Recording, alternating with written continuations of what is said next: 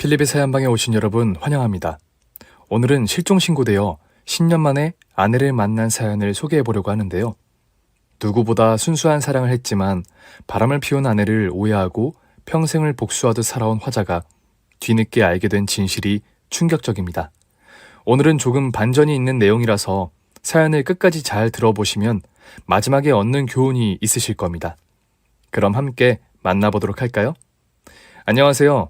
저는 경기도 안성에 사는 40대 중반의 남성입니다. 오늘은 제 인생을 뒤바꾼 아내와의 만남에 대해 소개해보려고 합니다. 아내와 저는 10년 전 만나 운명처럼 결혼하고 한 1년 정도 행복한 신혼생활을 보냈는데요. 이후 갑자기 아내가 실종되고 또 10년 뒤에 다시 나타나기까지 제가 겪었던 희한한 경험담을 들려드리겠습니다. 일단 제 소개부터 드려야겠네요. 저는 원래 가난한 집에서 태어나 일찍이 공장 취업으로 기름밥을 먹은 공돌이입니다.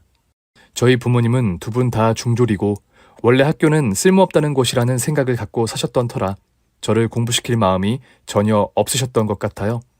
부모님이 제가 실업고를 졸업할 때쯤 그러시더군요. 취업할 거지? 아빠는 네 나이에 이미 반장되고 그랬다. 아, 네, 알겠습니다. 저는 내심 대학에 가고 싶었는데 대학에 가서도 취업에 별 볼 일이 없는 친척 사촌을 거론하시길래 거두절미하고 대학을 안 간다고 선언했죠. 친구들은 하다못해 전문대 야간이라도 가서 나름 대학생활 로망을 얘기할 때 조금 부럽기도 했지만 집안을 내가 먹여 살려야 한다는 책임감에 단호해지기로 했어요. 청춘에 대한 미련을 버리려고 일부러 머리를 호섭이처럼 자르고 눈썹도 밀어버렸습니다. 그래야 딴 생각이 안 될 것 같았거든요. 내 인생은 앞으로 공돌이로 시작해서 공돌이로 끝낸다. 이렇게 결심하고 그날 바로 벼룩시장을 뒤져서 집 근처에 가장 월급 많이 주고 가까운 데를 골라 면접을 갔습니다.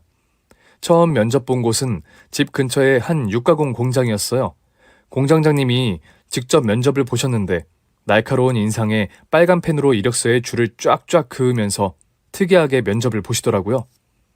근데 월급 안 밀리고 회사가 오래되어서 저희 지역에서는 꽤 탄탄한 직장이라고 소문이 나서 그런가 그날 면접을 보러 거의 100명이 몰려왔고 저는 순번을 기다려야 면접을 봐야 했습니다. 드디어 제 차례가 돼서 면접장에 들어갔는데 면접장이라고 해봤자 공장 한쪽에 그냥 테이블 하나 갖다 놓은 거였어요. 주변에 윙윙하고 고기 가공하는 소리가 들려서 시끄러운데도 그 공장장은 현장감을 알아야 한다면서 거기서 면접을 보더군요. 자네 눈썹 왜 밀었어? 사회 반항아야? 공장장님은 빨간 펜으로 제 이력서에 눈썹 없는 걸 보고 제 얼굴 한번 보고 신기하면서 물으시더군요. 그래서 저는 솔직하게 답했습니다. 대학에 가기 싫어서 그랬습니다. 그런데 눈썹은 왜 밀어?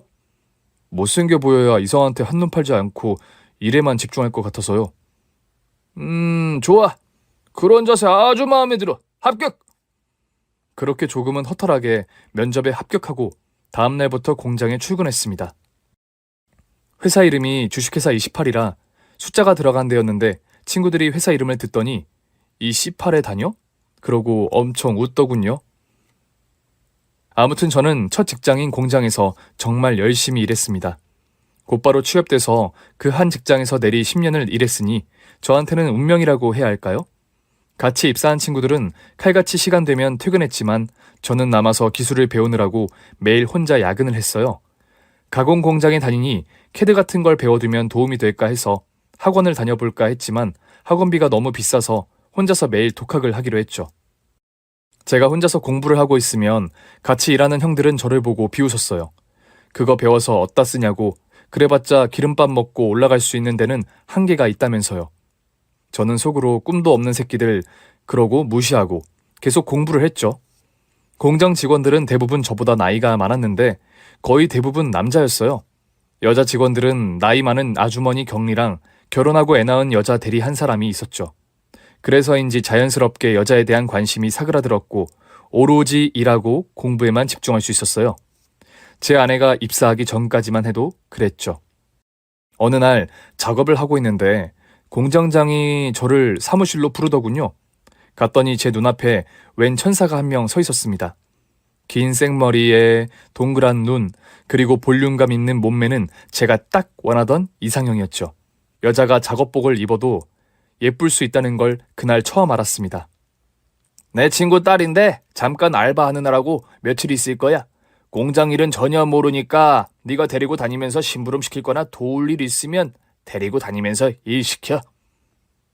저는 벌써 공장장님 말은 귀에 안 들어오고 여자에게만 시선이 꽂혔어요. 그리고 매일 데리고 나가서 자판기 커피 앞에서 둘이 커피 마시면서 수다를 떠는 게 일이었죠.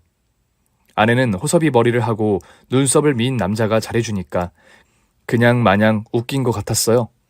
알바라고 왔는데 일도 편하지 매일 웃겨주니까 그 다음부터는 저를 오빠처럼 따르더군요. 저도 마음이 통했다 싶어서 이제 내 인생의 운명의 파트너를 만났다. 이제 나는 더 이상 눈썹 없는 호섭이로 살 필요가 없다. 이렇게 생각하고 냅다 고백을 했습니다. 저기, 내가 정말 많이 좋아하는 것 같아. 나랑 사귈래? 네? 미안한데 제가 남친이 있어요. 아내는 처음에 단호박이었습니다. 저는 그 말을 듣고 의기소침해져서 물었죠. 뭐? 근데 왜 말 안 했어? 네? 그걸 왜 제가 꼭 말해야 해요? 아니, 그래 맞아, 그렇지. 아내는 처음에 정말 저를 남자로 1도 생각 안 하더군요. 남친이 있다고는 했지만 제가 마음에 들지 않아 그럴 거라는 의심이 커졌습니다. 아내가 왜 저를 좋아하지 않는지 너무 괴로워한 나머지 입사 후 처음으로 공장에 무단 결근도 했죠. 상사병에 걸린 겁니다. 정말 괴로운 마음에 누구한테 하소연할 데도 없고 해서 답답한 마음에 교회에 가서 기도를 하면 좀 나을까 해서 집 근처 교회로 무작정 예배를 보러 갔던 적이 있어요. 그때 교회가 제 평생의 운명이 될 거라는 전혀 생각 못했던 때죠. 교회에는 참 저처럼 창창한 젊은이들이 많더군요. 예쁜 여자들도 많았고요. 1년 365일을 다람쥐 쳇바퀴 돌듯 공장 기계만 보고 살던 저에게 교회는 그 자체로 문화 충격이었습니다. 청년 예수 믿으십니까? 믿으십시오. 그래야 천국을 갈 수 있어요. 아님 지옥에 갑니다. 전도사님이 저를 보면서 웃으면서 한마디 하시더군요. 그래서 저는 아, 네네 하고 건성으로 대답했지만 속으로 그랬습니다. 전도사님, 지금 저는 이미 지옥에 있습니다. 하고 대답했죠. 그런데 더 충격적이었던 건 예배가 끝날 무렵 새로운 신자를 소개하는 자리였습니다. 교회에 새로 등록한 사람에게 축하 꽃다발을 전해주던 여자를 가만히 보니 바로 제가 흠모하던 아내가 그 자리에 있는 거 아니겠어요? 저는 그 순간 이건 운명이라고 직감했습니다. 그리고 아까 저에게 다가왔던 전도사님이 저에게 다시 한번 다가와 묻더군요. 청년, 이제라도 늦지 않았어요. 예수 믿고 천국 가세요. 아멘. 네, 갈 수 있어요. 가고 싶습니다. 저도 등록할게요. 할렐루야. 정말 하나님의 은혜가 충만하군요. 아멘, 아멘. 저는 아내를 조금 더 자주 볼 수 있다는 마음에 그날로 바로 교회에 등록하게 되었습니다. 공장은 애진작에 때려치운 지 오래고 그날부터 교회에 열심히 헌신하게 되었어요. 사실 저희 어머니 아버지는 절에 다니시는데 저 혼자 신분을 숨기고 매주 교회에 가는 건 쉽지 않은 선택이었죠. 게다가 제가 일까지 그만뒀다고 하니 저희 부모님은 난리가 나셨어요. 예수쟁이가 되더니 잘 다니던 공장도 때려치우고 네가 앞으로 뭐가 되려고 이러나 모르겠다. 종교에 빠지면 약도 없어. 정신 차려라 아들아. 부모님께는 제가 여자 때문에 이런다고 말씀드리긴 어려웠습니다. 사실 그때는 저도 저를 통제가 안 될 만큼 아내에게 푹 빠져 있었거든요. 눈에 정말 아무것도 안 보이고 오로지 저 여자를 가져야겠다 이 생각밖에 안 들었습니다. 고등학교 졸업하고 공장 인생만 들이다 파던 저에게 운명처럼 사랑이 들이닥친 거죠. 저는 아내가 저를 부담스러워하지 않도록 그녀 주변에서 조금씩 맴돌면서 교회 활동에 참여했습니다. 사람들은 신앙생활을 한 번도 안 해본 제가 반찬 봉사, 전도, 기도 모임에 꼬박꼬박 나오는 걸 보고 저를 달리 보기 시작했죠. 교회는 처음 나왔지만 신앙심은 깊은 남자로 이미지 세팅을 할 수 있었던 거예요. 그리고 제 이미지를 이용해서 주변 사람들에게 아내에 대한 정보를 캐내기 시작했죠. 그리고 주변 지인들을 통해 아내를 탐문해 가다 보니 아내에게 남자친구가 없다는 것도 알게 되었죠. 아내가 남자친구가 있다는 말은 결국 저를 피하기 위해 거짓말을 한 거였죠. 하지만 제가 아무리 다가가려 해도 아내는 저를 절대로 친한 오빠 이상으로는 봐주지 않았습니다. 지금 생각해봐도 아내는 정말 절실하게 신앙에만 매달리는 여자였어요.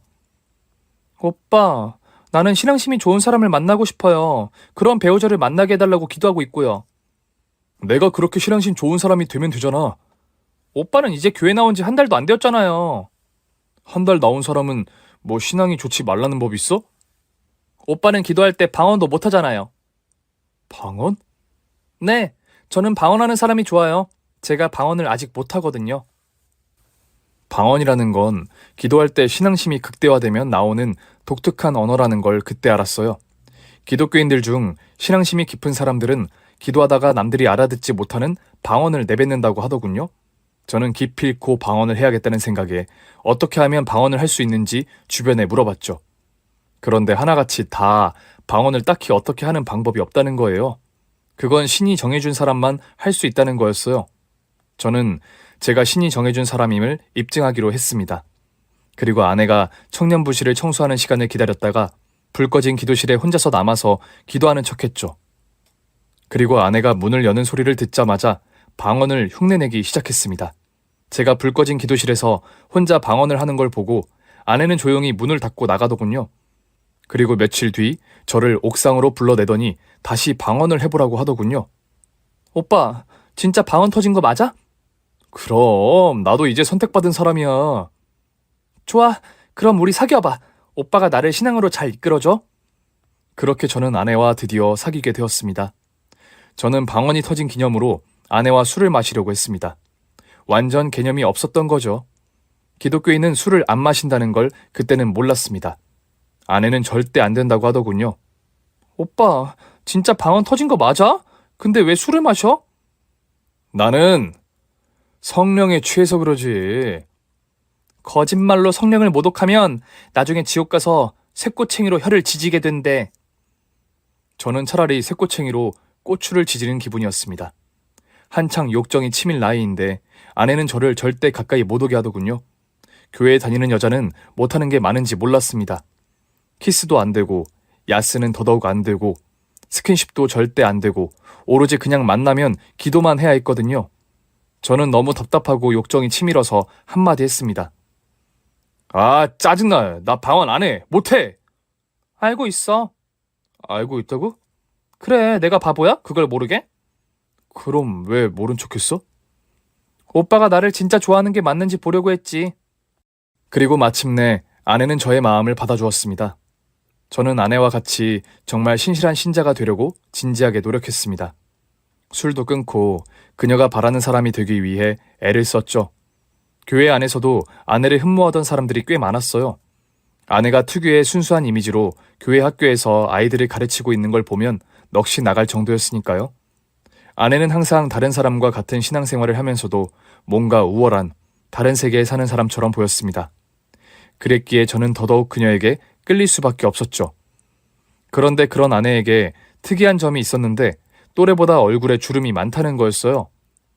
이마도 코에도 주름이 깊이 있어서 또래보다 몇 살은 더 위쪽처럼 보였죠. 그때는 그 이유를 몰랐는데 이건 나중에 이유를 알게 됩니다. 그녀랑 사귄 지 1년이 되었을 무렵 프로포즈를 해야 하는데 자꾸만 그녀에게 거절당하고 있어서 답답해 미칠 것 같았어요. 그녀는 제가 신앙이 조금 더 자라서 진짜 방언을 할 수 있으면 그때 결혼을 하겠다고 하더군요. 저는 너무 답답한 마음에 여름 수련회에 가서 다른 사람들이 열렬히 기도할 때 온갖 욕설을 다 집어넣어 제 뺨을 스스로 때리면서 고래고래 소리를 질렀어요. 예수님, 제발 제 기도 들으시면 저 방언 좀 터지게 해주세요. 그렇게 막 소리 지르고 나니 얼떨결에 제가 방언이 터지더군요. 저는 너무 신기해서 그녀에게 이번에는 진짜 방언이 터진다고 고백했죠. 여기서 아내에게 점수를 한번 땄습니다. 결정적 계기는 따로 있었죠. 한 번은 아내가 어린 아이들을 돌보는 교사로 일할 때였습니다. 아내가 아이들과 잘 놀다가 갑자기 쾅 기절하더군요.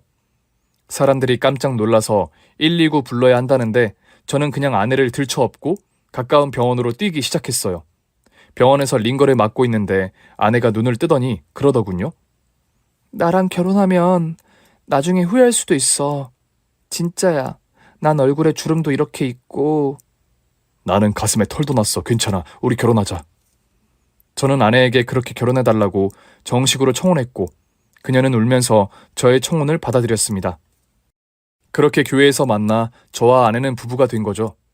결혼을 하고 그녀의 장모를 처음 만나게 되었습니다. 상계동에서 작은 반찬 가게를 하는 장모는 마음씨 착하고 너그러운 성격이셨죠. 고등학교밖에 안 나오고 가진 건 쥐뿔도 없는 저를 믿고 결혼을 허락하셨어요. 저는 못난 사위를 믿어주는 장모가 고마워 결혼하고 나서도 주말이면 반찬 가게 가서 일을 도와주고 집에 필요한 밑반찬을 한 보따리 싸들고 돌아오곤 했습니다. 아내는 그럴 필요까지 없다고 했지만 저는 나름 사위 사랑을 받고 싶어서 매일 주말이면 30분씩 운전해서 장모님이 일하는 반찬 가게에서 있다가 오곤 했습니다. 그렇게 어느덧 결혼 3년차가 되었고 저는 공장에서 배운 기술로 나름 작은 부품 가게를 운영하면서 자리를 잡아가고 있던 때였어요. 그리고 더 늦기 전에 아이를 갖고 싶어서 와이프한테 조심스럽게 아이를 갖자고 제안했죠. 그런데 그 순간 아내 얼굴이 갑자기 사색이 되면서 말을 얼버무리는 거예요. 저기, 사실 나 자기한테 꼭 할 말이 있는데 들어줄 수 있어? 그럼 부부끼리 못할 말이 어디 있어. 한번 말해봐. 혹시 있잖아, 우리, 아니야, 내가 조금 더 생각해 볼게. 뭔데 그래? 나한테 시간을 조금 줬으면 해. 무슨 시간? 그냥 그건 나중에 말할 테니까 우선 지금은 나를 믿고 조금 기다려줄 수 있어? 다짜고짜 임신을 하겠다 안 하겠다 답변도 없이 갑자기 할 말이 있다고 하고 얼버무리니 당혹스러울 수밖에요. 이후부터 아내는 얼굴이 보기 흉할 정도로 수척해지고 잠도 잘 못 잤습니다. 그렇게 웃음이 많던 사람이 웃음기도 싹 가셨죠. 저는 너무 걱정이 되어서 아내한테 병원에 가보자고 해도 막무가내더군요.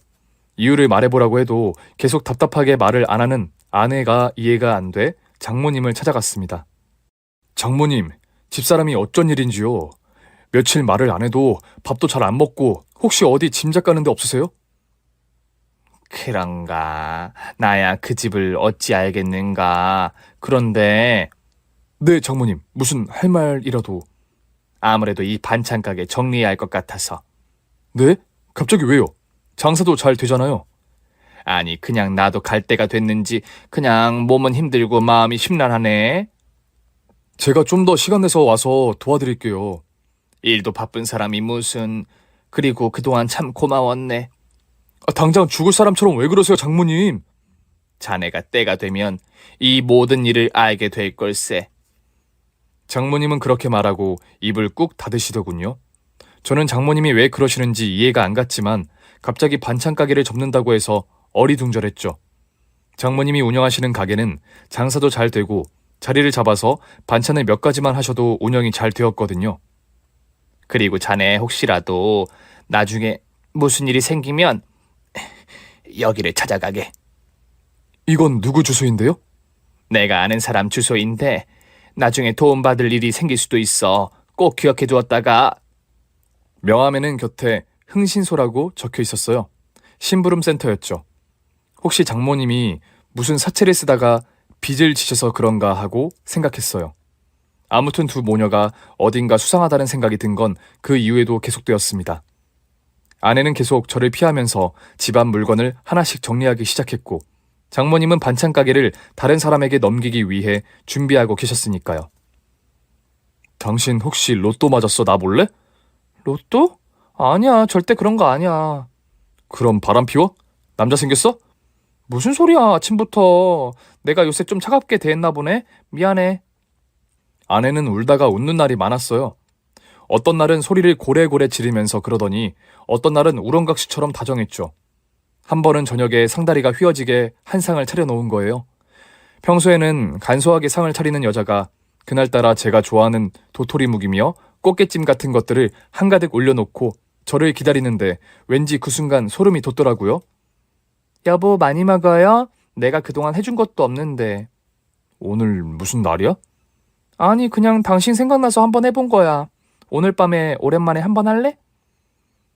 아니, 진짜 이 여자가 수상하게 싫이.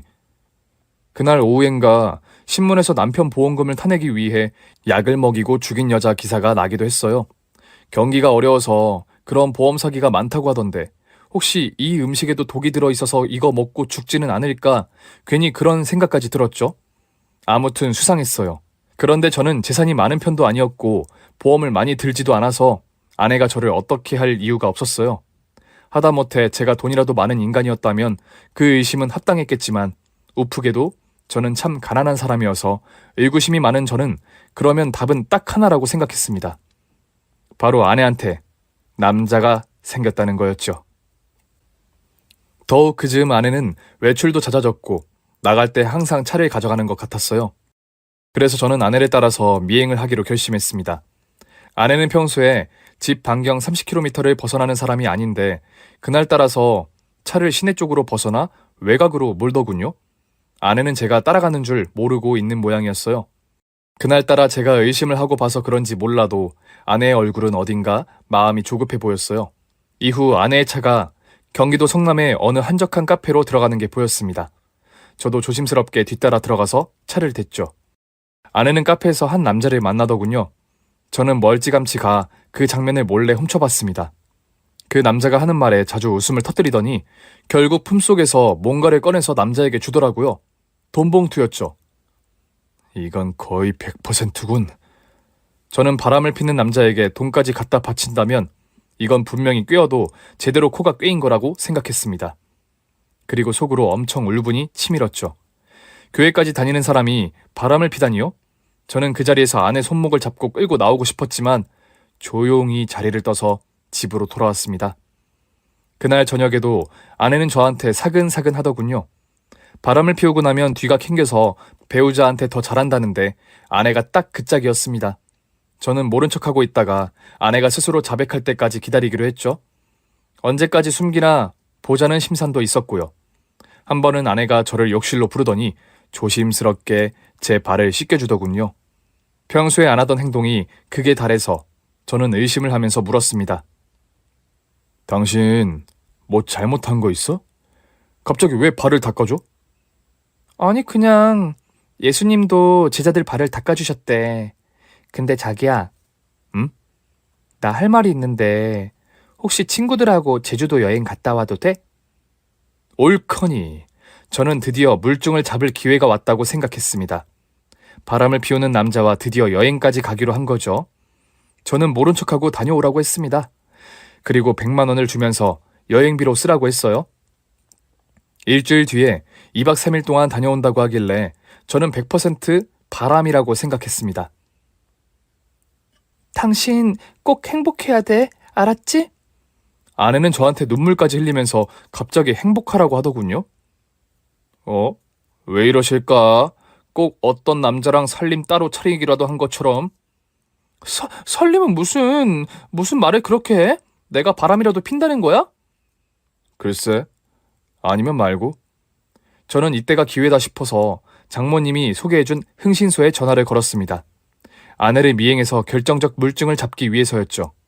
그리고 여행 일정을 확인하고 준비하고 있는데 그 다음날 집에 돌아오니 더더욱 충격적인 상황이 벌어졌습니다. 퇴근을 하고 돌아온 저는 집이 텅텅 비어있다는 걸 알게 되었습니다. 와이프 짐은 싹 빠진 상태고 결혼 사진이나 결혼 관련된 것들은 하나도 남지 않았다는 걸 알게 되었어요. 저는 순간 망연자실했죠. 아내의 페이크에 완전 속은 겁니다. 여행을 일주일 뒤에 간다고 해놓고 다음날 제가 방심한 틈을 타서 집에 결혼 증거를 싹 없애고 짐을 챙겨서 날아가 버린 거예요. 딱 하나 이상한 점이 있다면 제가 불쌍했는지 냉동고에 얼려둔 반찬까지 잔뜩 넣어둔 거죠. 누굴 놀리는 거야? 바람피고 집 나간 주제에 반찬을 왜 얼려놔? 냉동고 안에는 사골국이며 고기며 거의 2달은 먹을 만한 반찬이 잔뜩 있더군요. 꼴에 교회 다닌다고 끝까지 착한 척을 하면서 저를 생각해주는 척을 하다니 아내의 위선이 순간 역겨워졌습니다. 바람난 남자랑 도망가면서 남편을 생각하는 게 웃기잖아요. 곧바로 아내에게 전화를 걸어보았지만 아니나 다를까 전화를 받지 않았죠. 저는 이 사실을 장모도 알아야 한다는 생각에 다음날 반찬 가게로 찾아갔습니다. 근데 거기서도 또 한 번 충격을 받게 되죠. 반찬 가게가 갑자기 문을 닫은 거예요. 거기에는 임대라는 2글자만 붙어있고 안에 짐이 싹 빠진 상황이었습니다. 정확히 아내가 집을 나간 날짜랑 똑같았어요. 아니, 장모님은 왜 말도 한마디 없이 가게를 접은 거지? 그리고 혹시 장모님과 아내의 바람이 연관성이 있을 수 있다는 추측이 되더군요. 어쩌면 아내가 장모에게 이혼을 하고 위자료를 얼마를 받아서 엄마는 나랑 어떻게 살자 뭐 이렇게 제안을 한 것일 수도 있고요. 정말 별의별 생각이 다 들었어요. 그리고 제가 미처 손을 쓸 새 없이 사라진 두 모녀를 상대로 고소도 해야 하나 그런 생각이 들더군요. 만약 이혼을 하게 된다면 어떻게 할지라도 위자료는 얼마를 청구하고 저는 또 어떻게 제2의 인생을 살지도 이미 계획을 짜기 시작했습니다. 아내한테서 정을 떼내기 위한 작업이었죠. 저는 제 나름대로 이제는 새로운 삶을 살아야 한다고 생각했습니다. 그래도 정이 들었는데 장모님이 나한테는 이렇게까지 사기를 칠 수는 없다. 정말 서운하고 억울한 마음이 들었죠. 저는 아들처럼 예뻐해준 것이 모두 위선이라고 생각하니 화도 치밀었습니다. 하지만 냉정히 현실을 바라볼 때였어요. 그때 주변에서 해준 얘기가 혹시 제가 도장이나 서류 준 거 없냐고 하더군요. 혹시라도 제 명의로 대출이라도 받을 수 있다면서요. 저는 그 말을 듣고 깜짝 놀라서 부랴부랴 은행에 전화를 걸었습니다. 그 생각까진 전혀 못했거든요. 그런데 은행에서는 별 다른 대출이 이뤄진 것도 없었어요. 그리고 이혼 서류라도 날아올 줄 알았는데 그날 이후로 한 달, 두 달이 지나도 소식이 없는 겁니다. 정말 바람을 피워서 이혼을 하려고 한다면 뭔가 연락이라도 와야 할 텐데 말이에요. 그렇게 몇 년이 흘렀습니다. 경찰에 실종 신고도 하고 신문에 광고도 내보면서까지 노력했지만 아무도 아내와 장모를 봤다는 사람도 없고 아내에게서 연락이 오지도 않았어요. 이건 분명 이상하다는 생각이 들어서 뭔가 방법이 없을까 고민하던 저는 장모가 준 흥신소 사장이 생각나서 다시 한번 연락을 걸었습니다. 사장님, 저희 장모님이 5년 전 실종되셨어요. 아내도 실종되었고요. 그런데 도대체 이 두 사람이 어디로 간 건지 알 수가 없어요. 그런데 일전에 장모님이 한번 찾아가 보라고 한 게 생각나서요. 안 그래도 연락이 올 것 같았네. 내가 다른 얘기는 직접 해줄 수가 없고 아마 여기로 가면 모든 걸 알게 될 걸세. 네? 여기가 어디인데요? 자네 장모가 전에 꼭 비밀로 해달라고 해서 미안하지만 그 이상은 말해줄 수가 없어. 흥신소 사장님은 뭔가 사건의 내막을 알고 있는 것 같았어요. 그런데 그 역시 사연을 얘기해줄 생각은 없고 그저 주소를 적어주면서 어디를 가면 된다고만 했습니다. 거기 가면 아내를 찾을 수 있다고 했죠. 그래서 저는 사장님이 알려준 주소로 곧바로 차를 몰고 갔습니다. 그곳은 강남에 있는 한 부동산 사무실이었어요. 1층에 있는 그런 부동산이 아니라 한 고층 빌딩 23층에 위치하고 있는 말하자면 기획부동산이었죠. 아내가 그런 곳에 있을 이유가 없을 텐데 왜 그곳으로 가보라고 했는지 저는 좀 의아하긴 했습니다. 그래도 사장님이 다 이유가 있어서 가보라고 한 것일 테니 일단 찾아가 본 거였죠. 제가 들어가니 직원이 저를 맞더군요. 저는 아내 이름을 대면서 혹시 땡땡땡을 아느냐고 물었습니다. 네, 저희 사장님인데요. 잠시 외출하셨어요. 사장이라고요? 혹시 여기는 무슨 일을 하는 곳인가요? 땅을 팔아요. 강남에 돈 많은 분들한테 개발지 땅 분양해주는 마케팅 회사예요. 기획 부동산이요? 뭐 맞는 말이긴 한데 저희는 불법적인 일은 하지 않아요. 정말 좋은 땅을 분양해드리고 있죠. 저는 아내와 기획 부동산의 접점을 찾으려고 해봤지만 전혀 관련성이 없었죠. 혹시 아내가 바람핀 남자가 운영하는 회사인가 하고 생각하고 있는데 갑자기 등 뒤에서 문이 열리더니 곧바로 쾅 닫히더군요. 사장님 어디 가세요? 왜 다시 나가세요? 직원은 제 등 뒤로 닫힌 문 쪽을 향해 그렇게 말했습니다. 저는 순간 몸을 일으켜서 출입문을 열었죠. 직감적으로 아내라는 걸 알았기 때문이죠. 엘리베이터는 이미 1층을 향해 가고 있었어요. 다급한 마음에 비상 계단으로 1층까지 헉헉대며 내려갔지만 이미 사람은 내린 이유더군요. 저는 다시 기획부동산 사무실로 올라가서 아내 명함을 달라고 했어요. 명함에 적힌 번호로 전화를 거니까 받지 않더군요. 두 번째 전화를 거니까 이번엔 결번이라고 하더군요. 번호를 순식간에 바꿔버린 거예요. 더 황당했던 건 다음날 아내를 다시 만나기 위해 그 오피스텔에 찾아갔더니 텅 비어 있었습니다. 집기도 사람도 없이 텅 비어 있었죠. 제가 찾아온 걸 알고 아내가 도망을 간 거였어요. 그때가 아내를 마지막으로 본 때입니다. 이후에는 아예 아내의 행방을 알 수 없었죠. 장모의 행방도 알 수 없었고요. 그렇다고 이혼 서류가 오지도 않았습니다. 이게 대체 무슨 일인지 저는 답답한 마음에 방황하기 시작했고 하던 일도 그만두고 일용직을 전전했습니다. 그나마 있던 빌라도 팔고 하던 업을 모두 정리하고 나니 홀가분해지더군요. 인생은 한순간이라고 하더니 알콩달콩 행복하게 잘 살던 가정이 어느 날 이렇게 파토날 수도 있구나 라는 생각이 들어서 허무하기도 했습니다. 주변에서는 빨리 저보고 마음 잡고 재혼하라고, 어차피 아내는 다른 남자 만나서 잘 살 거라고 빨리 잊어버리라고 하더군요. 그런데 제 입장에서는 교회를 열심히 다니고 저밖에 모르던 그 착한 여자가 어느 날 갑자기 그렇게 돌변해서 사라져버린 게 아무리 생각해도 납득이 되지 않았습니다. 바람을 폈다면 차라리 이혼 소송이라도 빨리 걸어주면 좋겠는데 소식 자체가 없었어요. 그렇게 10년이라는 세월이 쏜살같이 가더군요. 그 사이 저도 30대를 지나 40대 후반이 되었고 그럭저럭 아내에 대한 기억이 서서히 잊혀져 갔습니다. 그 사이 아버지는 뇌출혈로 돌아가시고 어머니도 뒤늦게 위암 판정을 받아서 시한부 삶을 남겨두고 계셨죠. 죽기 전에 우리 며느리 얼굴 한번 보고 싶구나. 남의 남자랑 바람난 년을 뭐가 보고 싶다고 그래요? 착하고 싹싹한 아이였는데 우리 아들이랑 백년해로 할 줄 알았지. 이제 그만 잊어버려요, 엄마. 그 사람 돌아오지 않아요. 어머니는 일주일 뒤 돌아가셨고 저는 어머니까지 암으로 돌아가시자 또다시 시리에 빠졌습니다. 이제는 정말 내 삶에 남은 것이 없다는 생각에 두려움과 좌절, 슬픔이 한꺼번에 몰려오더군요. 장례식장에서 저는 겨우 자리를 지킨 채 3일을 보냈고 발인을 앞두고는 거의 이성을 잃고 쓰러져 누워있다시피 했습니다. 당시 만나던 여자도 제가 그 꼴이 되니까 저를 떠나더라고요. 돈도 없고 가족도 없고 세상 천지 고아가 된 심정을 누가 알아줄까요? 이제 그만 죽어야 되겠다라는 생각만 들었습니다. 그때 멀리서 또각또각 거리는 구두 소리가 들렸죠. 그때가 새벽 3시였고 사람들도 조문객도 별로 없었는데 한 여자가 나타나서 조문을 하더니 저에게 와서 손에 통장과 도장을 꼭 쥐어주더군요. 통장에는 무려 25억이 현금으로 들어있었습니다. 저는 놀라서 여자에게 이게 뭐냐고 물어보려고 했는데 여자는 빠른 발걸음으로 출입문 쪽으로 나갔습니다. 저기 잠깐만! 이거 무슨 통장인데 나를 줘요? 저는 나가려는 여자를 돌려 세우고 얼굴을 봤습니다. 여자가 화장기가 있긴 했지만 매우 수척한 얼굴에 거의 60대 노인처럼 주름이 가득한 얼굴이었어요. 저는 단번에 그 여자가 제 아내라는 걸 알아볼 수 있었습니다. 여보, 당신 맞지? 당신이지? 그렇지? 그동안 대체 어디에 있었던 거야? 미안해 여보. 나 때문에 많이 힘들었지. 내가 정말 죽일년이야. 미안해. 지금 이게 미안하다는 한마디로 끝낼 상황이야? 당신 10년 만에 나타나서 이게 뭐냐고! 통장은 또 뭐고 얼굴은 또 왜 이래! 저는 아내를 데리고 근처 카페로 가서 그동안 실종된 사연을 들을 수 있었습니다.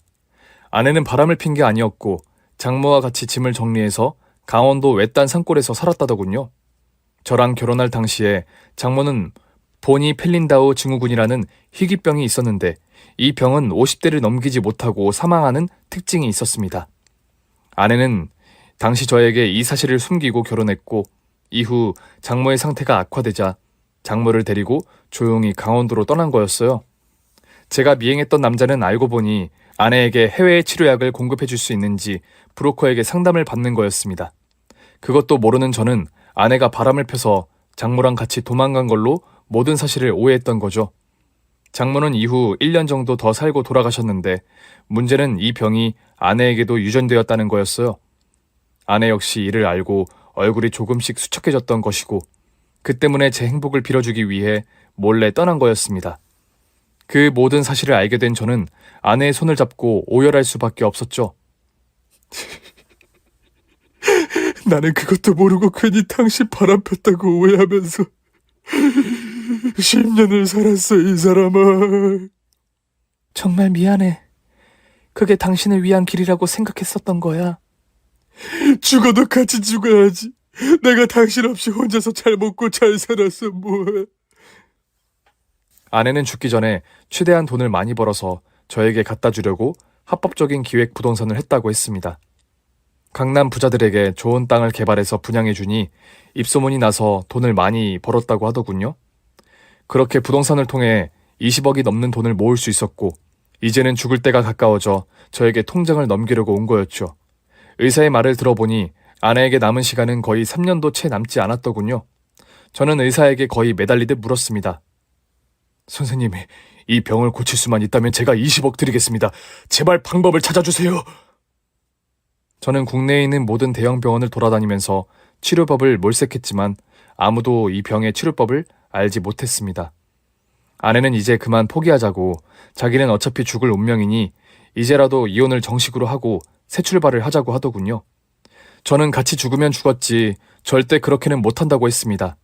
그리고 미국에 있는 한 연구소에서 20억을 기부하면서 그 병을 치료하는 연구팀이 전담으로 고쳐주겠다고 하는 희소식을 듣습니다. 그리고 20억을 들고 아내와 함께 미국으로 건너가죠. 그리고 온갖 치료법이 동원되었는데 목의 유전인 이 병은 미국 내에서도 완치한 사례가 없다고 했습니다. 1년이면 고친다고 했던 것이 2년이 넘어가자 저는 초조해지기 시작했고 결국 이 병은 누구도 고칠 수 없는 병이라는 걸 알게 되었습니다. 그 사이 아내의 몸은 점점 더 말라갔고 나중에는 피를 토하면서 힘들어하더군요. 죽음이 거의 임박한 것 같았습니다. 미국에서 20억을 날리고 수중에 남은 돈은 이제 5억 남짓했어요. 저는 할 수 있는 건 무슨 짓이든 하려고 다시 한국으로 돌아와 전국에 있는 모든 심부름센터에 전화를 돌리기 시작했습니다. 보니 펠린다우 증후군을 치료하는 방법을 알거나 아는 사람을 소개해주면 1억 배상. 이렇게 문자를 돌리고 있는데 문득 장모가 소개해준 흥신소 사장이 생각나더군요. 다시 연락을 하니 한번 찾아오라고 해서 아내를 데리고 흥신소에 갔습니다. 흥신소 사장은 저를 보더니 장모가 죽기 전에 자기에게 아내를 도와줄 방법을 찾아달라고 부탁을 했다더군요. 그 사장은 1년도 채 안 남은 아내를 살리기 위한 마지막 방법을 저에게 알려주었습니다. 자기가 아는 박사를 찾아가면 고쳐줄 수 있을지 모른다는 거예요. 흥신소 사장이 아는 지인 중에 자연치유의 대가인 박사가 있었습니다. 다만 그 사람은 돈으로는 설득이 안 되기 때문에 직접 찾아가서 설득하면 도와줄 거라는 거예요. 저랑 아내는 신락 같은 희망으로 경기도 광주에 있는 그의 집을 찾아갔습니다. 그때 아내는 거의 죽기 직전이었는데 자기가 직접 그 사람의 얼굴을 보겠다고 저랑 동행을 하겠다고 고집을 피우더군요.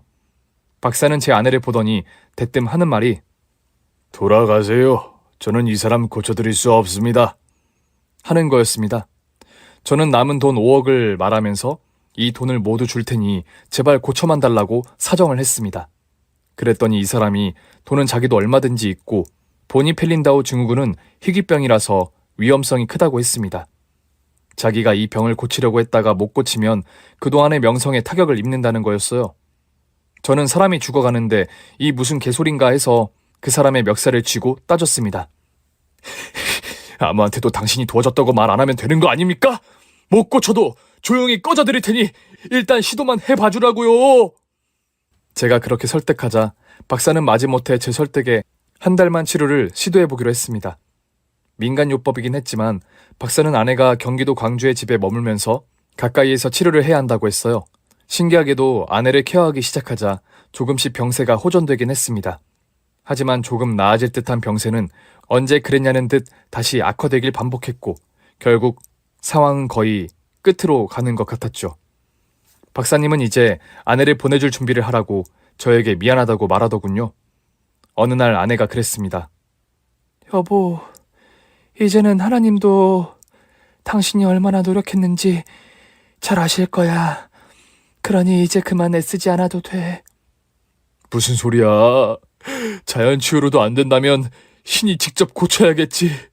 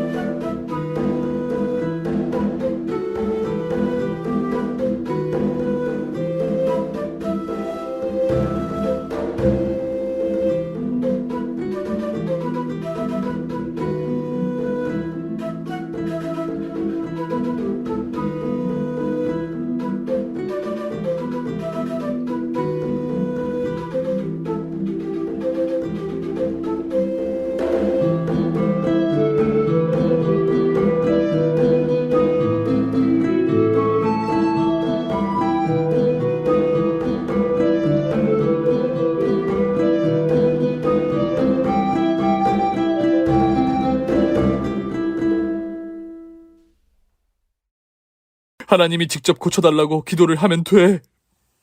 저는 그날로 광주에 있는 교회에 매일 새벽같이 나가서 기도를 하기 시작했습니다.